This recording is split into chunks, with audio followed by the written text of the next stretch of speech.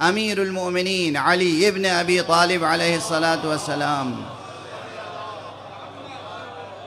امین ہیں۔ آپ Najaf Ashraf جاتے ہیں، وہاں کی ایک مخصوص زیارت ہے۔ کون سی زیارت ہے؟ زیارت امین اللہ۔ السلام علیک یا امین اللہ فی ارضہ وحجتہ علی عبادہ۔ عظیم الشان زیارت ہے یہ، اور تمام زیارتوں میں معتبر ترین سند کے اعتبار سے یہ زیارت ہے۔ جو ہمارے اور آپ کے چوتھے امام حضرت امام زین العابدین علیہ السلام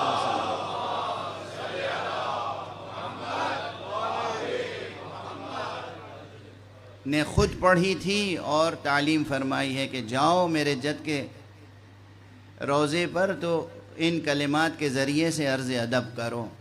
تو زیارت امین اللہ بہت عظیم الشان متن ہے، عرفانی بھی ہے، کلامی بھی ہے، بہت عظیم الشان متن ہے۔ یعنی اس متن کی، اس ٹیکسٹ کی شرح کی ضرورت ہے۔ اس کے شروع کے جو 3 جملے ہیں ان میں پورا علم کلام سمویا ہوا ہے۔ اب ظاہر ہے میں کہہ ہی سکتا ہوں، جو ریسرچرز ہیں، جو بیدار مغز ہیں، جو طلاب علوم ہیں، علوم دینیہ ہیں، جو دانشور ہیں، ان کے لیے کبھی کبھی ایک جملہ کافی ہوتا ہے سوچتے رہنے کے لیے۔ یہ 3 سطریں شروع کی، پورا علم کلام جعفری، علم کلام شیعی اس میں سمٹا ہوا ہے۔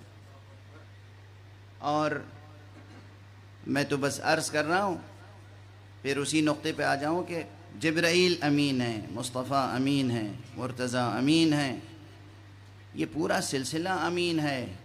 جب زیارت جامعہ پڑھیں گے اور دوسری زیارتیں تو اس میں السلام علیکم یا امناء اللہ، سلام ہو آپ پر کہ آپ اللہ کے امین ہیں، ایک کے بعد امین دوسرا ہے، دوسرے کے بعد تیسرا ہے، تیسرے کے بعد چوتھا ہے۔